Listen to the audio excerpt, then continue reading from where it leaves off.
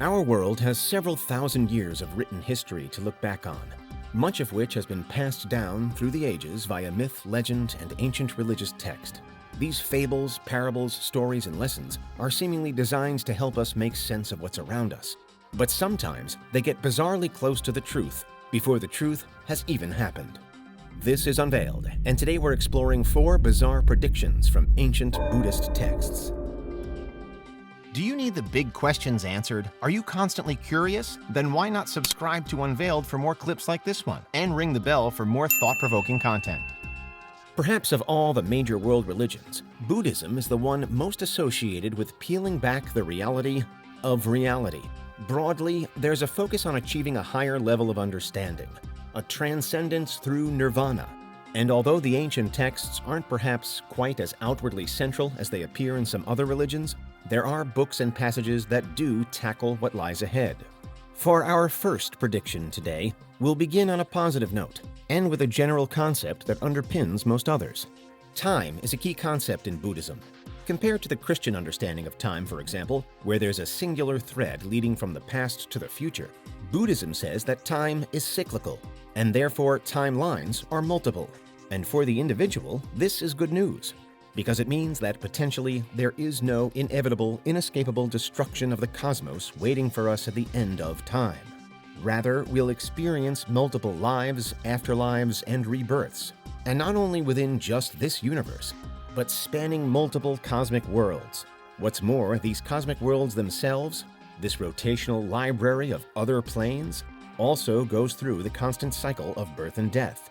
In this way, rather than doom and destruction, the only true constant that Buddhism predicts for our reality is change. This change is then mediated by karma, the individual actions of humans, which is said are what determines the future direction and conditions for that human's path through the cycle of time. Again, this is somewhat reassuring, as the apparently cyclical nature of reality predicts that the rise of our problems, ranging from despair to disruptive ideologies, political strife to personal loss, is really just a precursor to greater peace in the future, and is the natural order of things.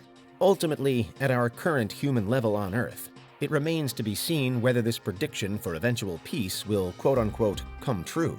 But the bizarre thing is that arguably, it doesn't matter. The journey is the thing. The destination is always ahead. Next, prediction 2 takes us to Tibetan Buddhism specifically. There are plenty of intriguing legends to choose from here, but not least, the Shambhala Prophecy.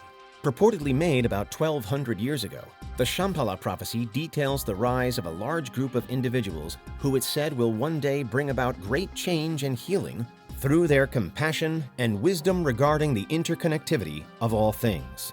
But first, it predicts what goes wrong for us to require them. It foretells of a time when all life on Earth faces great peril in the form of forces armed with innovative and never-before-seen technologies that wield unfathomable destructive power. And while there is some ambiguity here, the modern translation into things like nuclear bombs and chemical weapons is an easy one to make, and the backdrop of violence and greed is clear. Again, though, there are reasons to remain positive. For one, these threats are all at least conceivable by us, meaning there are no unbeatable, physically impossible, or godlike figures in play. Here, the dire circumstances are our own doing, but breaking out of them can be our own doing too, through the rise of the kingdom of Shambhala. This isn't a literal kingdom in the sense of spreading society, but rather it speaks to a new and much-needed mindset, a spiritual shift. In this way, the kingdom of Shambhala, all of those with the spirit, will collectively strive to dismantle the dangers threatening life on Earth, working like a guiding light when all seems dark. What's particularly exciting, though, is that according to some understandings of it, entry into the Shambhala might be possible for anyone. The prophecy focuses on how an individual's decisions, lifestyle choices, and relationships all play a crucial role in their ability to rise up and have the passion to act, to oppose the unfathomable destructive power, in whatever form it takes, for the betterment of the world. Unfortunately, though, and in an even wider sense, some readings of Buddhism suggest that things may yet have to get worse before they get better. Much worse. Our third prediction, this time said to have been delivered by the Buddha himself in the Sermon of the Seven Sons, describes an ultimate fate for us, and it's not good. Though the seven suns premonition does still exist within cyclical Buddhist time, meaning that it needn't be the total end of all things, it certainly paints an unappealing vision of the future for anyone that should live through it. It centers around an apocalypse of sorts, characterized by the appearance of seven suns in the sky, with each causing and representing progressive ruin for Earth.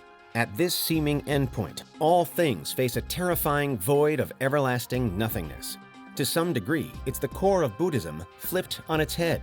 During this time, it's said that human beings will become tired and even disgusted with life. They will crave freedom from it and seek out increasingly disturbing ways to achieve that freedom.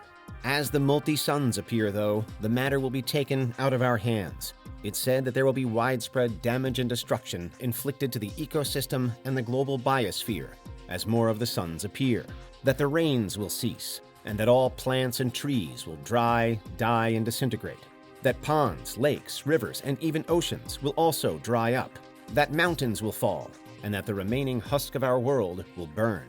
By the time of the seventh sun, nature as we know it will be brought to its knees and to the brink of collapse, all under the ruthless gaze of a blistering sky. Our once beautiful planet turned into a vast wasteland and hellish inferno. According to this part of Buddhism, then, it's a very dark day that is coming, although, thankfully, all still isn't lost, as every ending still brings a new beginning. But unfortunately, and for all that Buddhism may have a reputation for preferring a more positive outlook, this physical hell on earth isn't the only big problem that's apparently creeping over our horizon. There's psychological ruin ahead for us too. For today's fourth and final prediction, we turn to the Buddha once again, who legend says had told that his teachings would disappear 5,000 years after his passing, a time that approximately corresponds with the year 4500.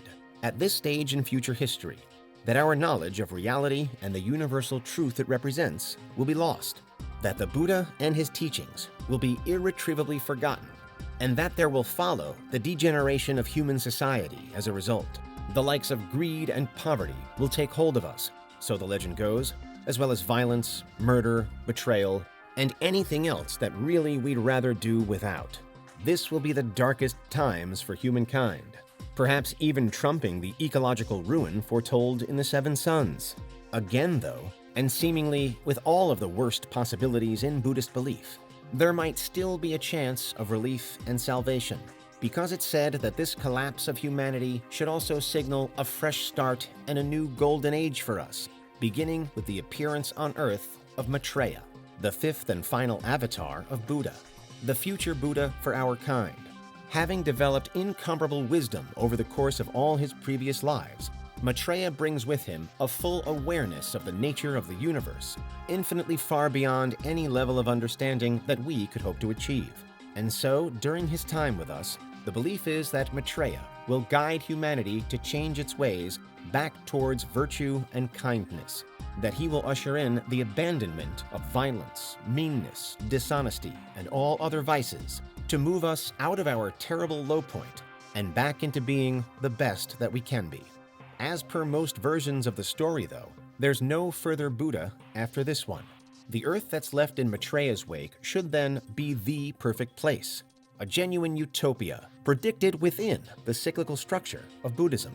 So, which of these most hits home with you?